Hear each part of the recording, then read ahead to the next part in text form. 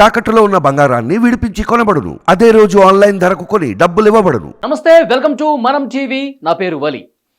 మన దేశంలో ప్రస్తుతం ఈవీఎంల గురించే పెద్ద ఎత్తున చర్చ జరుగుతోంది. ఈవీఎంలు ట్యాంపరింగ్ అయ్యాయి, ఈవీఎంలు ట్యాంపర్కు గురయ్యాయి కాబట్టి చాలా వరకు పార్టీలు మోసపోయాయి. అధికారంలో ఉన్న పార్టీ మళ్ళీ అధికారంలో రావటం కోసం ఈవీఎంలు ట్యాంపరింగ్ చేశారంటూ పెద్ద ఎత్తున విమర్శలు వస్తున్నాయి. ఇప్పుడు ఎన్నికల సంఘానికి కూడా ప్రతిపక్షంలో ఉన్నటువంటి నాయకులు, పార్టీలు అందరూ కూడా కంప్లైంట్ చేసిన పరిస్థితి కనిపిస్తుంది. మేము ఇంత ఘోరంగా ఓడిపోయే పరిస్థితి ఉండదు, అసలు ఏం జరిగింది, మేము ఇంత గొప్ప పోరాటాలు చేశాము, గతంలో ఉన్నప్పుడు మేము ప్రభుత్వంలో ఉన్నప్పుడు ఇన్ని మంచి కార్యక్రమాలు చేశాము, మేము అసలు ఓడిపోవటానికే స్కోప్ లేదు, ఏ విధంగా ఓడిపోయి ఇంత ఘోర పరాజయం అంటూ చాలా పార్టీలు పెద్ద ఎత్తున ఈసీకి కంప్లైంట్ చేస్తున్న పరిస్థితి. ఈవీఎంలు ట్యాంపరింగ్కి గురయ్యాయి కాబట్టి మళ్ళీ ఒకసారి ఖచ్చితంగా లెక్కించాలి ఈవీఎంలు అని చెప్పి పెద్ద ఎత్తున డిమాండ్స్ వినిపిస్తున్న పరిస్థితి కనిపిస్తుంది.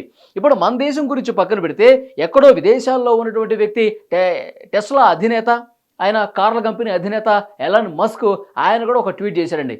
దాన్ని పట్టుకుని వీళ్ళందరూ మళ్ళీ ఊరెగుతున్నారు. ఈవీఎంలో ట్యాంపరింగ్ చేసే అవకాశం ఉంటుంది. ఏ టెక్నాలజీ ఇప్పుడు ఉంది, వేరే వేరే కొత్త కొత్త టెక్నాలజీస్ వస్తున్నాయి. సో ట్యాంపరింగ్ చేసే అవకాశం లేకపోలేదు అని చెప్పి ఆయన కూడా ఒక ట్వీట్ చేసేసరికి దాన్ని పట్టుకొని చాలామంది ఎస్ ట్యాంపరింగ్ చేసే అవకాశం ఉంటుంది కాబట్టి ఇక్కడ అదే జరిగింది, మళ్ళీ ఈ అధికారంలో మళ్ళీ ఎలా అధికారంలోకి వస్తారు, ఎలా సాధ్యం ఇది అని చెప్పి విమర్శలు చేస్తున్న పరిస్థితి కనిపిస్తుంది. ఎలక్షన్ కమిషన్ కూడా దీని కొంత సీరియస్గా తీసుకున్న సమాచారం వస్తుంది. అయితే ఈవీఎంలు మళ్ళీ లెక్కించాలి, మళ్ళీ రీకౌంట్ చేయాలన్న డిమాండ్ను ఎంతవరకు సీరియస్గా తీసుకుంటుందో లేదో తెలియదు, కానీ సోషల్ మీడియాలో దీని గురించి అయితే చాలా సీరియస్గా చర్చ జరుగుతుందని చెప్పాలి. ఇప్పుడు ఎలాన్ మస్క్, ఆయనతో పాటు ఆయనకు కోపం ఉంది మన దేశం మీద, ప్రధానిగా ఉన్నటువంటి మోదీ గారి మీద.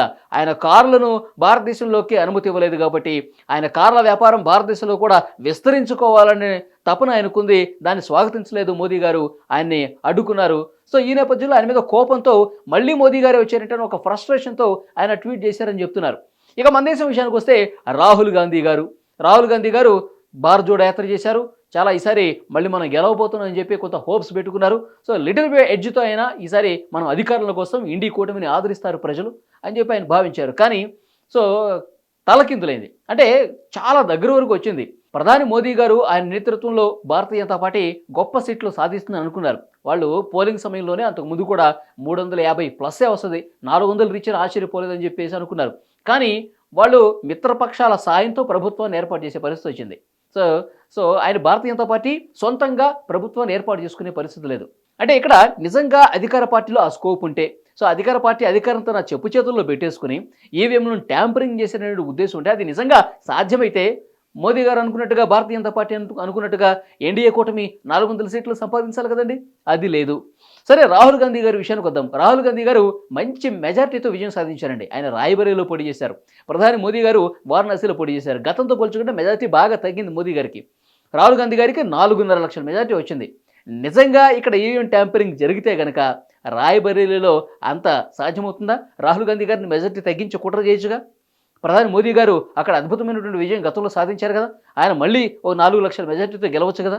నిజంగా ట్యాంపరింగ్ చేసే పరిస్థితి ఉంటే, అధికార పార్టీ తమ చెప్పు చేతుల్లో అధికారాన్ని పెట్టుకుని ట్యాంపరింగ్ చేసుకునే అవకాశం ఉంటే ఆ రకంగా చేయొచ్చుగా. అసలు ఈ వ్యవహారం మొత్తానికి ముందు బీజం ఎక్కడ పడిందంటే, మహారాష్ట్రలో అక్కడ శివసేన, ఉద్ధవ్ ఠాకరేకి సంబంధించిన శివసేన, అలాగే షిండేకి సంబంధించిన శివసేన, ఈ 2 వర్గాల మధ్య పోటీ ఉన్న విషయం తెలిసింది. ఇక్కడి నుంచి ఆయన బీజేపీతో టచ్లోకి వెళ్ళి మొత్తం చీలికి తీసుకొచ్చాడు కదా. ఇప్పుడు షిండేకి సంబంధించిన ఒక ఎంపీ 40 ఓట్ల తేడాతో ఆయన విజయం సాధించారంటే, అంటే అప్పుడు వచ్చిన విమర్శ ఏంటంటే, ఈయన స్మార్ట్ ఫోన్తో ఓటీపీ వస్తే ఆ ఓటీపీని సెండ్ చేయడం ద్వారా అక్కడ ఈవీఎం మిషన్ ఓపెన్ అయింది కాబట్టి ఇక్కడ ట్యాంపరింగ్ జరిగింది. ఈ 40 ఓట్లు అధికంగా ఈయనకి రావాల్సినటువంటి ఆస్కారమే లేదు, ఇక్కడ ట్యాంపరింగ్ జరిగిందని చెప్పి ఇక్కడ వాళ్ళు క్వశ్చన్ చేయడం స్టార్ట్ చేశారు. ఇప్పుడు ఎలక్షన్ కమిషన్ కూడా సూటిగా ప్రశ్నిస్తుంది. ఇలా డిమాండ్లు చేసేవాళ్ళకి, ట్యాంపరింగ్ మీద ఆరోపణలు చేసేవాళ్ళకి, సరే ఎవరైనా సరే ట్యాంపరింగ్ జరిగినట్టుగా రుజువు చేయగలరా? టెక్నికల్ ఎక్స్పర్ట్లను ఎవరినైనా తీసుకురండి, ఎవరితోనైనా మాట్లాడించండి. సో టెక్నాలజీ బాగా పెరిగింది కాబట్టి, సో మీరు ఇష్టం వచ్చిన నిపుణులను తీసుకురండి, ట్యాంపరింగ్ జరిగిందని చెప్పి ఆధారాలతో సహా ప్రూవ్ చేయండి అని చెప్పి ఎలక్షన్ కమిషన్ కూడా చాలా సీరియస్గా సవాల్ చేస్తున్న పరిస్థితి ఉంది. కానీ ఎక్కడా నిరూపించలేకపోతున్నారు. అధికార పార్టీలు ఇక ఓటమిని జీర్ణించుకోలేక ఈ రకంగా విమర్శలు చేస్తున్నారు. కానీ ఎక్కడా కూడా ఆధారాలతో ఎస్ ఈ ఈవీఎం మిషన్ ద్వారా ట్యాంపరింగ్ జరిగింది, ఈ ఈవీఎం మిషన్ ఉపయోగించడం వల్ల వాళ్ళు అనుకూలంగా వాళ్ళు ఓట్లు వేయించుకున్నారు, నెంబర్లు మార్చగలిగారు అని ఎక్కడ నిరూపించారా? ఏ ప్రతిపక్ష పార్టీకి సంబంధించిన నాయకుడైనా ఈవీఎంల మీద ఆరోపణలు చేస్తున్న ఏ వ్యక్తి అయినా సరే దీన్ని నిరూపించగలిగారు ఇప్పటివరకు? ఆధారాలతో సహా ప్రూవ్ చేయగలిగారా? లేదు. ఇప్పుడు మన జగన్మోహన్ రెడ్డి గారి విషయానికి వద్దాం. ఆయన ఓటమి చవి చూసిన తర్వాత, ఘోర పరాజయం తర్వాత ఆయన మీడియా ముందుకు వచ్చారు, మాట్లాడారు. అక్క చెల్లెములకు మంచి న్యాయం చేశాం, అనేక సంక్షేమ కార్యక్రమాలు చేశాం, ఇన్ని సంవత్సరాల పాటు ప్రజల్ని బాగా చూసుకున్నాము, మంచి కార్యక్రమాలతో ప్రతి ఇంటికి కూడా అందాల్సిన లబ్ధి కలిగింది. కానీ ఎందుకు ఓట్లు రాలేదో, ఎందుకు ఓడిపోయామో అర్థం కావట్లేదని చెప్పి ప్రజల్ని నిందించే కార్యక్రమం శ్రీకారం చుట్టారు. సో ఈవీఎంల మీద మళ్ళీ చర్చ జరగాల్సిన అవసరం ఉందని చెప్పి ఆయన ట్వీట్ కూడా చేసిన పరిస్థితి కనిపిస్తోంది. మరి మీరు 151 సీట్లతో అద్భుతమైన విజయం సాధించారండి. అప్పుడు కూడా ఈవీఎం ట్యాంపరింగ్ జరిగిందని భావించాలా? అప్పుడేం మాట్లాడలేదుగా. అంటే గెలిస్తేనేమో బాగా ఓట్లేశారు, మంచి విజయం సాధించాం. అదే గెలవకపోతే, ఓడిపోతే మాత్రం ఈ రకమైన నిందలు వేస్తారా? అప్పుడు 23 సీట్లకి పరిమితమైంది తెలుగుదేశం పార్టీ 2019లో. అప్పుడేమైందంటే చంద్రబాబు నాయుడు గారు వచ్చి ఈవీఎంలు ట్యాంపరింగ్ చేసింది వైఎస్ఆర్ కాంగ్రెస్ పార్టీ, కేంద్రంతో కుమ్మక్కైపోయి చేసిందని అనొచ్చు కదా. తెలుగుదేశం పార్టీ కూడా ఈ విమర్శ చేయొచ్చు కదా. కానీ సో ఓటమిని అంగీకరించి, హుందాగా స్వీకరించి, మనం ప్రజల దగ్గరికి వెళ్దాము, మంచి కార్యక్రమాలు చేద్దాము, ప్రజల సమస్యల మీద పోరాడదాం, మళ్ళీ ప్రజల ఆశీస్సులు పొందుదాం అని చెప్పి భావించారు కదా. ఇవి మీద ఆరోపణలు చేయలేదు కదా చంద్రబాబు నాయుడు గారు. సో ఇప్పుడు మంచి విజయం సాధించారు. 164 స్థానాలతో కనీ విని ఎరుగని రీతిలో కూటమి అద్భుత విజయం సాధించింది. ఇప్పుడు ఈవీఎంలో వచ్చింది 2004 సంవత్సరం అండి. 2004లో అప్పటికి అధికారంలో ఎలక్షన్ జరగకముందు భారతీయ జనతా పార్టీ ఉంది, ఇక్కడ తెలుగుదేశం పార్టీ ఉంది. కానీ 2004లో ఈవీఎంలతో ఎలక్షన్ జరిగింది, పోలింగ్ జరిగింది. మంచి విజయం సాధించింది ఎవరు? కాంగ్రెస్ పార్టీ. కేంద్రంలో 2004లో యూపీఏ 1 అధికారంలోకి వచ్చింది. ఇక్కడ ఉమ్మడి ఆంధ్రప్రదేశ్లో రాజశేఖర రెడ్డి గారు నాయకత్వంలో కాంగ్రెస్ పార్టీ అధికారంలోకి వచ్చింది. అప్పుడు నిజంగా ట్యాంపరింగ్ చేసే అవకాశమే ఆయా పార్టీలకు ఉండుంటే, అప్పుడు అధికారంలో ఉన్న పార్టీలకు ఉండుంటే కాంగ్రెస్ పార్టీ అధికారంలోకి వచ్చేదా? సో ఇవన్నీ గుర్తుపెట్టుకోవాల్సిన అవసరం కనిపిస్తుంది. ఓటమిని జీర్ణించుకోలేక, ప్రజల్లోకి వెళ్ళి తమ ముఖాన్ని చూపించుకోలేక ఈ రకమైన ఆరోపణలు చేస్తున్నారు. కేంద్ర ఎన్నికల సంఘం కూడా సవాల్ చేస్తుంది. ఎవరైనా ఆధారాలతో ఈవీఎంల మీద ఆరోపణలు చేసి నిరూపిస్తే కనుక మేము పూర్తి స్థాయిలో స్వీకరిస్తామని చెప్పి చాలా సీరియస్గా ఎలక్షన్ కమిషన్ కూడా నిర్ణయం తీసుకున్నట్టు తెలుస్తుంది. ఎందుకంటే చాలా పార్టీల నుంచి, ఓడిపోయిన పార్టీల నుంచి కంప్లైంట్స్ ఎక్కువ అవుతున్నాయంట ఎన్నికల సంఘం నుంచి. నిరూపించండి, మరి నిజంగా ట్యాంపరింగ్ జరిగింది అని చెప్పి మీ దగ్గర ఆధారాలు ఉంటే నిరూపించండి. మళ్ళొకసారి ఈవీఎంలని లెక్కేయండి, మళ్ళొకసారి అన్ని నియోజకవర్గాల్లో ఈవీఎంలు తెప్పించి రీకౌంట్ చేయండి అని డిమాండ్ చేస్తున్నారు. మళ్ళీ చేస్తే మళ్ళీ అవే స్థానాలు వస్తాయండి. ఓడిపోయిన నాయకులకు, ఈ విధంగా డిమాండ్ చేసే నాయకులకు నేను చెప్తున్నాను, మళ్ళీ అవే స్థానాలు వస్తాయి. అప్పుడేం చేస్తారు?